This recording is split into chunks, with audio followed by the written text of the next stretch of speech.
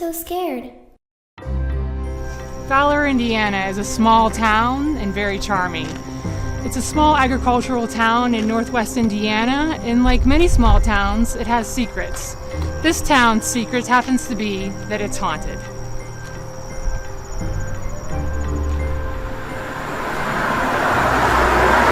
Welcome to the Fowler Theater.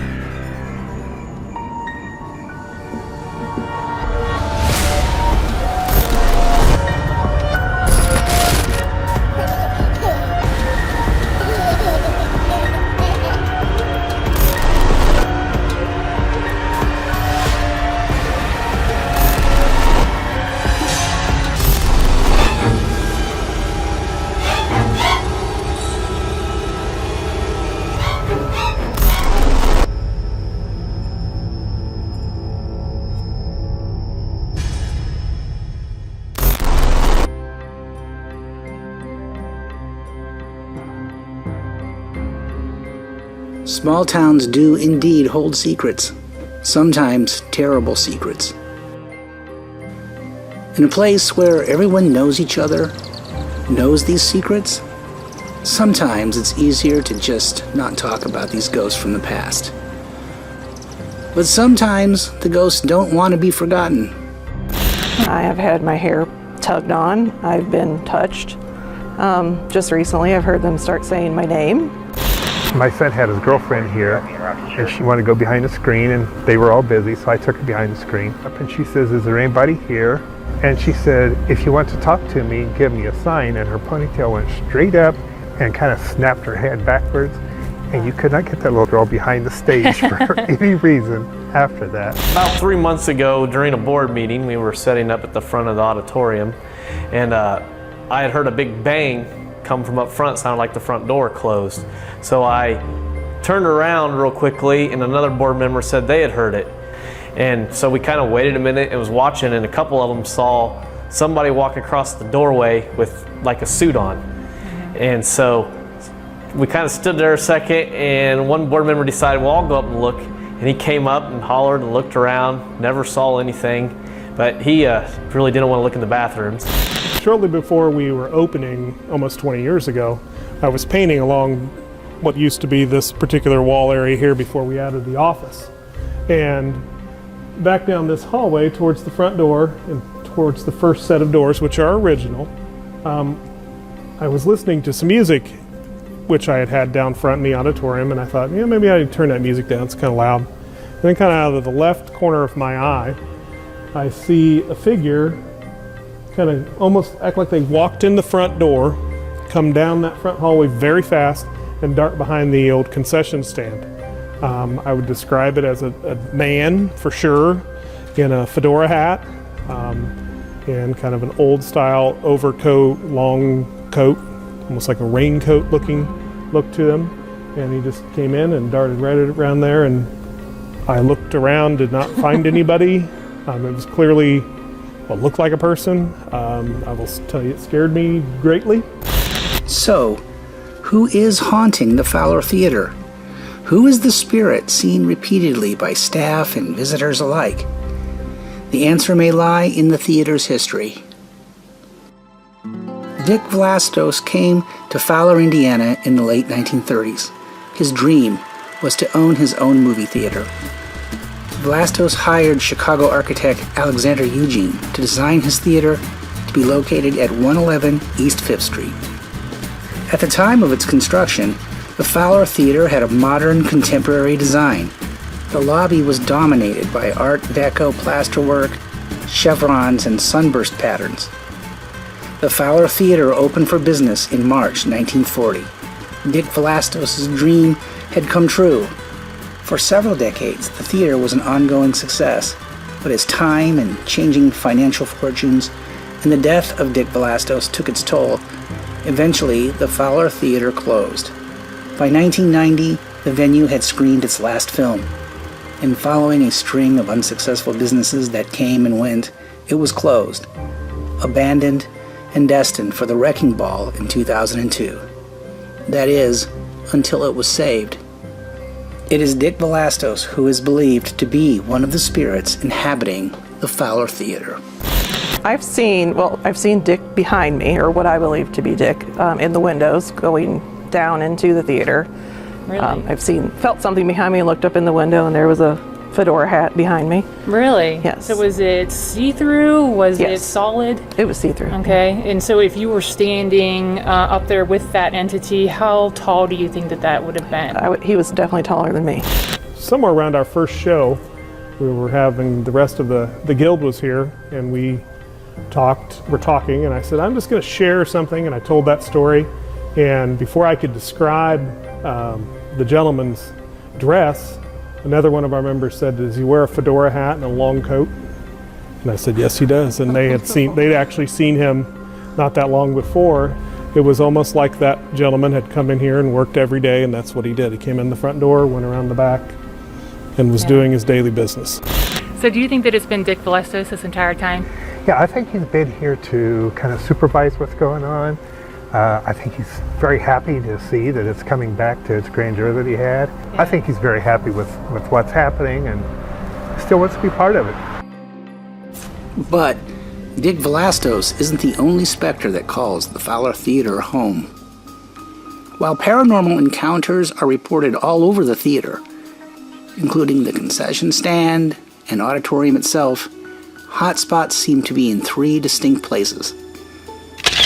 The first is the stage, particularly behind the screen.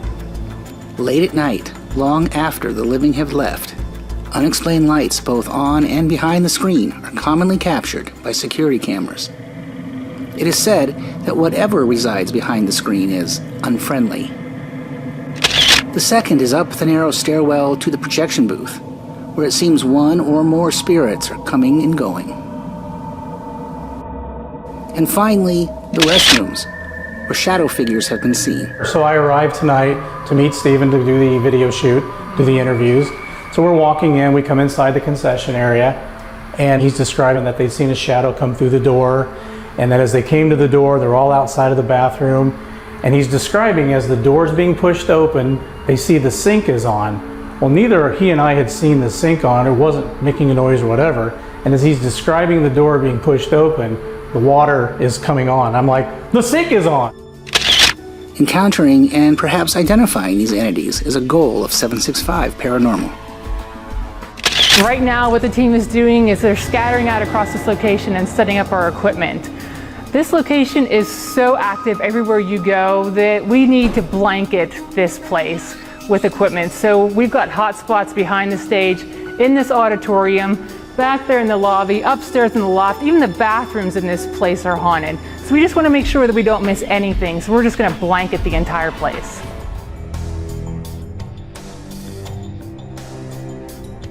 Every investigation we set up cameras, we have to run cables, and we have to aim the cameras. So we pick a different home base for every investigation. And tonight's is a concession stand. So this is one of our DVR cameras. We've got it hooked up. We've got a cable that goes back to our DVR system. It'll be one of 5 cameras set up throughout the theater.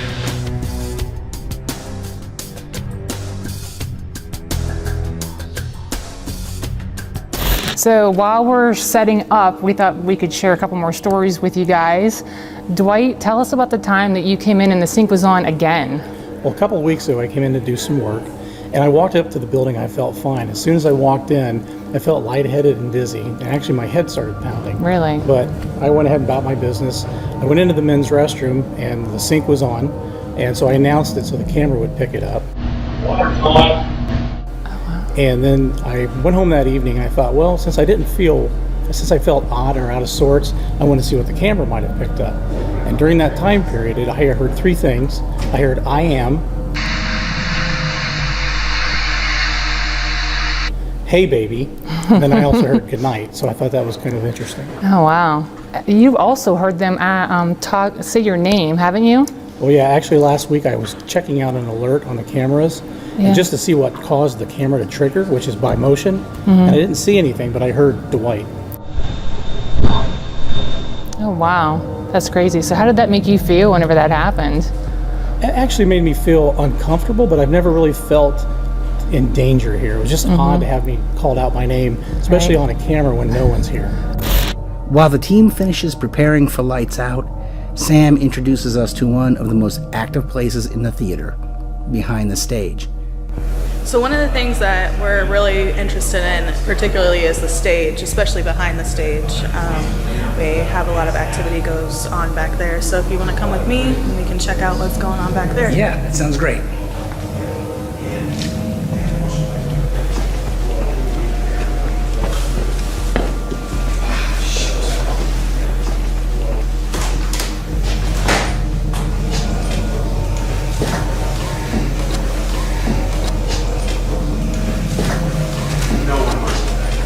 It's very dark back here. So this is the backstage. We have a lot of people that hear voices. They see people back here. A lot of times you can see it through the screen, and there's no one back here. Where'd my flashlight go? Did you just get touched? I don't know. Something weird happening right here. That's what happens back here a lot. I'm serious. I'm freaked out. It's serious. I have goosebumps. So Steven, you just had an experience backstage. Can you tell us what happened? Right. We went back to. I just wanted to see backstage because I understand that it's a hot spot. So Sam was taking me back there, and all of a sudden my light got turned off, and right after that, something brushed right by me, and. Yeah, it felt not quite like wind, but something, and it freaked me out. All right, guys, we're getting ready to go lights out. Here we go, guys.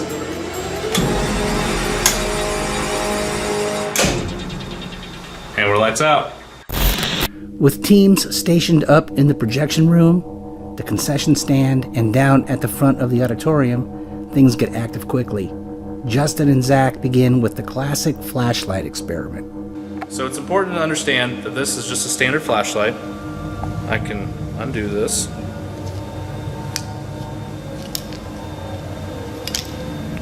You can see that it's got 2 AA batteries.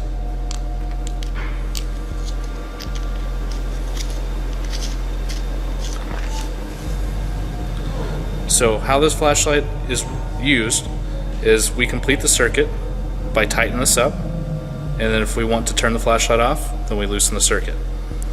To do the flashlight session, we leave the light on, and then we turn it off to where it's just barely disconnected. Spirits should be able, in theory, to come and put their energy on this, complete the circuit, and turn the flashlight on. Is there anyone in here that would like to communicate with us? My name's Justin. I also have Zach with me. I have flashlights here on the stage. If you're able to touch that, it should light up. It won't hurt you, it won't hurt us, but it can be a way for us to communicate. It doesn't take long before someone or something responds. Do you know that they almost tore this building down?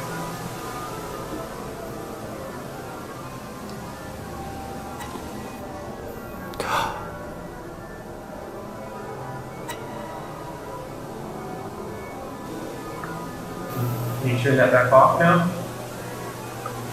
When you do it at the count of 3, I'll count down for you. When I get to 1, please turn off the flashlight. 3, 2, 1. Turn the flashlight off, please. All the way. Thank you.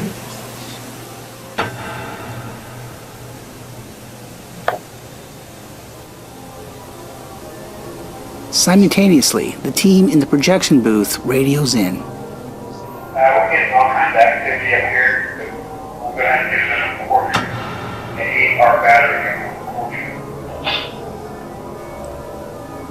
Their batteries are mysteriously draining, and as we'll soon learn, the activity has Ron and Travis requesting backup.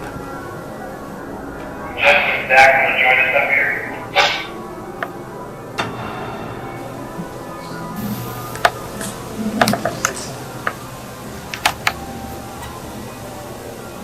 We have some stuff going on in here too. I'm serious, when that flashlight came on, I about jumped out of my seat.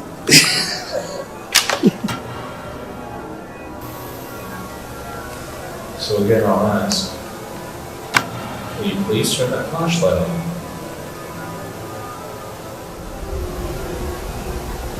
Thank you.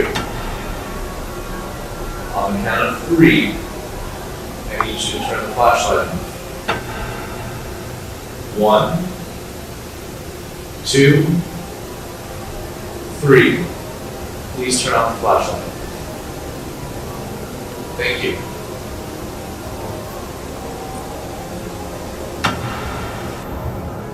Are you Dick? Are you the former owner of this theater? If so, can you please turn on the flashlight?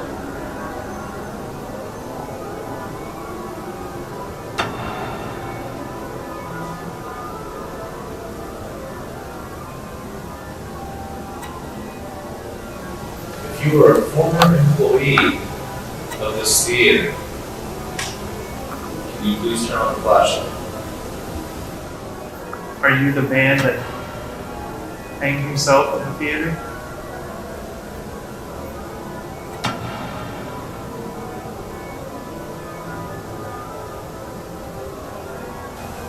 There is a charged atmosphere at the clearly intelligent responses. Can you turn the flashlight on the count of 3? 3, 2, 1. Turn on the flashlight, please. Thank you. Can you tell us why you hung yourself? What in your life was so bad that you didn't take it? Did it come from loneliness?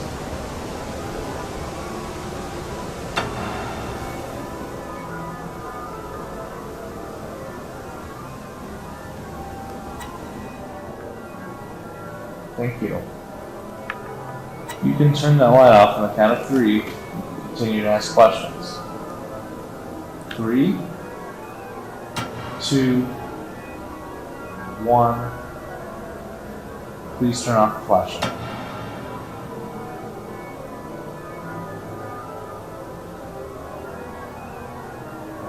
Thank you.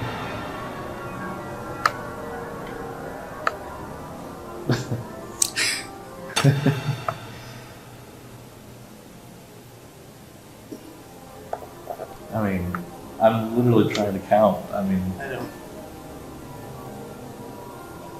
I remember a while ago, there were 2 elderly women that were here, and I talked to them because they remember Dick, the owner, and they said that there was a man who was here, that worked here, and he was gay. And back then, like, that was a huge no-no. Right. And supposedly there was some rumors going around, and I hope I'm saying this right, that he apparently was having relations with a young boy, and apparently he killed himself at home by hanging, but it wasn't here. Oh my god, that's the same person. Maybe it's because. Thank you. Okay. Can you turn the flashlight off for us on the count of 3? 3, 2, 1. Please turn off the flashlight. Thank you.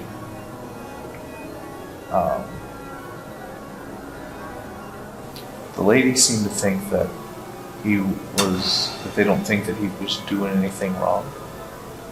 Like he didn't have any relationship with any young boys or anything like that. I think it was just a yeah. Well, apparently he was a very different character, I guess. so he was already kind of weird. And then on top of that, with people, I think, knowing that he was gay, like the men of the town really gave him a hard time. Ron and Travis came down at one point and said that they were getting a lot of activity upstairs. So, So what was happening upstairs? Where did I begin? We thought we heard something behind him, and we were just asking questions. You worked here before. What's your name? And Ron, for some reason, just thought off the top of his head that would have been a good place to take someone up after work and have sex with. And as soon as we started talking about homosexual sex, at first it was just regular sex, but then when we started asking, cause I kept feeling like it was touching me. It touched the back of my neck, it touched my hair. And we were trying to figure out, like, yeah, it felt like it was touching the side, my love handles. So I'm like, why is it touching me? Like, is it homosexual? And I mean, serious. And I told him, on a serious note, every hair on his arm was straight up. And I told him that there's nothing to be, offended about. I understand your day and age probably was, and didn't I? Yeah. And then we're standing staring at each other, and we're not both moving. We're staring at each other, and then we're looking at each other, and we hear a growl, and we both went. My suggestion was to go out on the platform just to kind of refocus, and I told him, I said, I think he's out here, and then it felt like he was touching my freaking side again. So I said, I'm going downstairs. We're outside. yeah, because we were sitting down and thinking, like, what would make total sense is if he was a homosexual. Like, what if he, was gay? That would be a reason why he would act so, like, hidden and want people to, like, get out. It's none of your business. Like, leave me alone, As final confirmation of this theory, Ron and Travis head down to the front of the auditorium to directly ask if this was the spirit who they were encountering up in the projection booth. Did you touch fire? Okay. Alright, shut the flashlight off. Shut the flashlight off.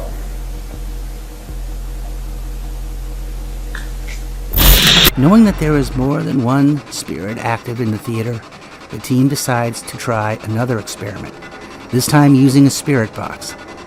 A spirit box works by rapidly scanning both FM and AM radio bands, producing a unique high-frequency white noise where spirits are able to form words. After approximately 10 minutes, something comes through.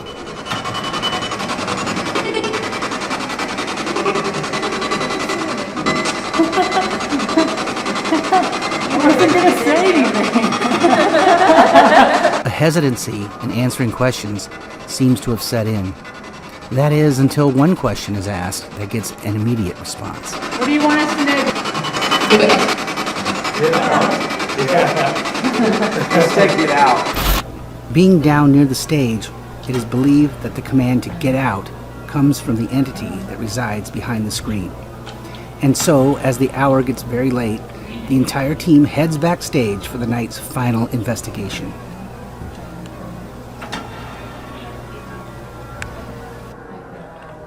Tiffany begins taking K2 readings, showing spikes in electromagnetic energy, which is believed to indicate the presence of spirit activity. As malfunctioning cameras are reported, pay attention to Bethany. Something is up with her hair. Right, it's weird. I was having some bizarre focus issues just a moment ago. Really? You've had that happen back here before, haven't you? Yeah. Like whenever there's an electric item. Yeah, the spike goes up to like... Something is touching Bethany, and she finally reacts. 20s, 30s. Was it you touching my hair? No, Ron didn't. Okay. Okay. Something touch your hair? Yeah, like the very top of my head. Bethany has been feeling something play with her hair and touch her head almost from the moment the team went backstage. While Bethany continues to feel something touch her head, suddenly a loud noise is heard. What was that? Is there somebody in the auditorium?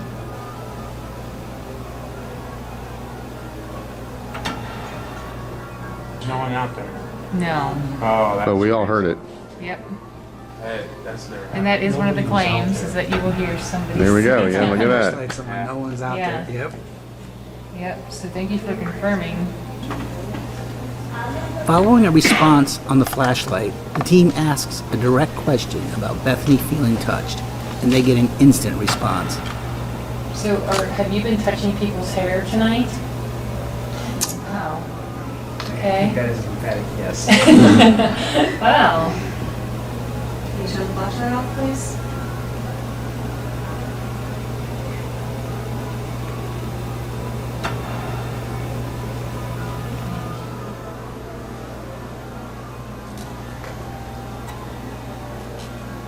So do you touch people's hair because you like their hair?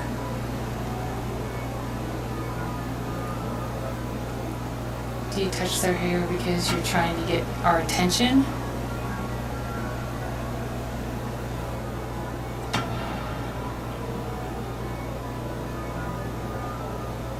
Are you trying to get us to leave? See if it's a joke to make them. Is it funny? Are you just trying to scare us and so that way you can get a laugh? Prankster?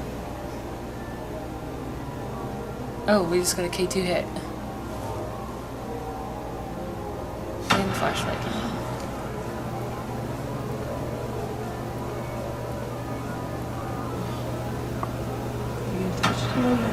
Right on top of my head. And just then, something remarkable happens. Oh, me too. Are you touching I just got people's touched on the head. hair right now? Is that you? Did you? Oh my gosh.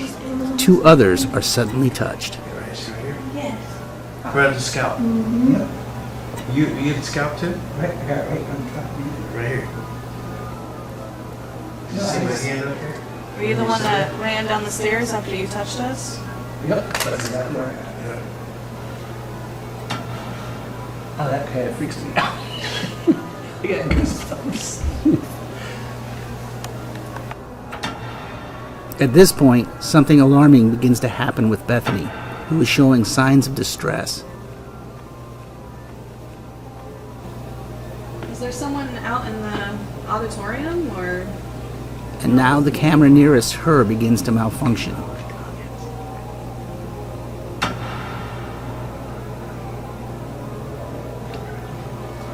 Are you getting pressure?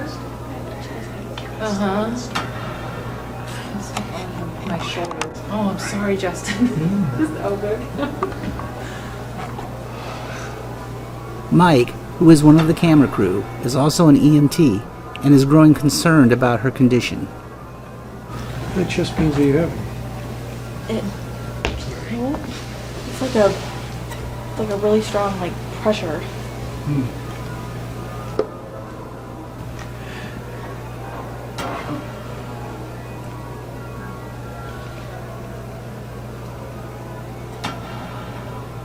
step out. Yeah, I'm gonna have to get out of here. Let's take you. I'm gonna give run pop vitals.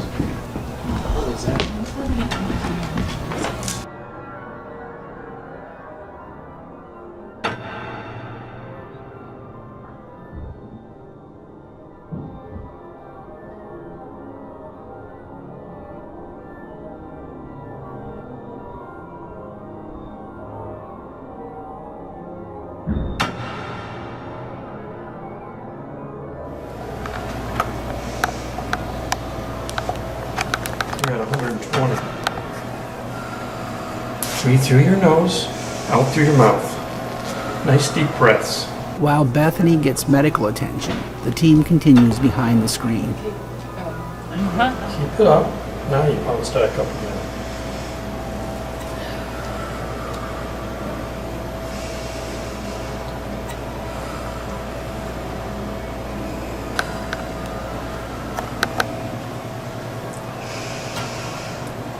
Hold. Pull it out. Backstage, The atmosphere has definitely changed, with no further activity happening once Bethany left the area. How do you feel now? You feeling a little bit better? I feel a lot better than what I did back there. Good. I'm going to do a blood check. So why don't you tell us what happened?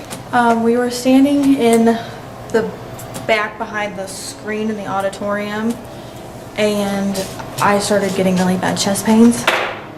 And I could feel my heart pumping through my chest, so I had to leave the back of the auditorium. She was hyperventilating. The chest pains, her heart rate was up to 120.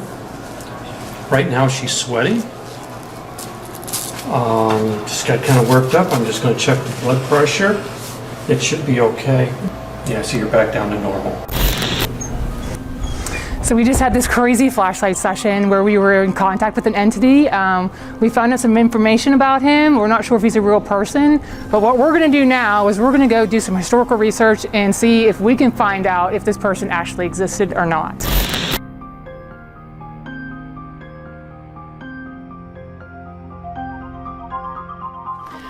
So we found proof that the spirit that we were talking to was a real person. This is his death certificate here. We're not going to say his last name to you guys, but his first name was Danny. We want to be respectful of the family that might be still remaining in the area. It appears that there was a suicide attempt in December of 1967, and then he was successful with this attempt in October of 1968. Danny took his life in October of 1968 with a gunshot wound to the head with a .22 caliber pistol. But Danny was the manager of the Fowler Theater in the 60s. He was reported to be gay, and he was, there were some rumors about him that you guys have seen throughout this documentary, and we're not going to go through them here. We're just going to tell you what we do know. We have heard rumors that there was a hanging. Are you the man that hanged himself in the theater? We have yet to be able to find proof of that.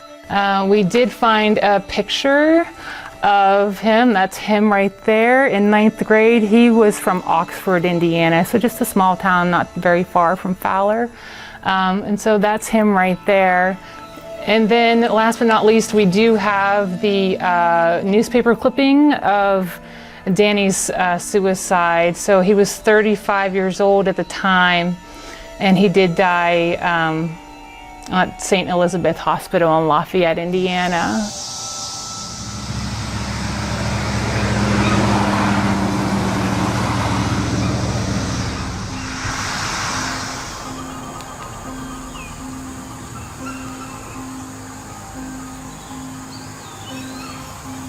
So we've heard some rumors here in the town of Fowler concerning this individual, and some of them flattering, some of them not so flattering. We just want to say thank you so much for communicating with us. We know that you had to have been a troubled soul to have taken your life. And so we just want to say that we're grateful and thank you so much for communicating with us, and that we hope that you're at peace.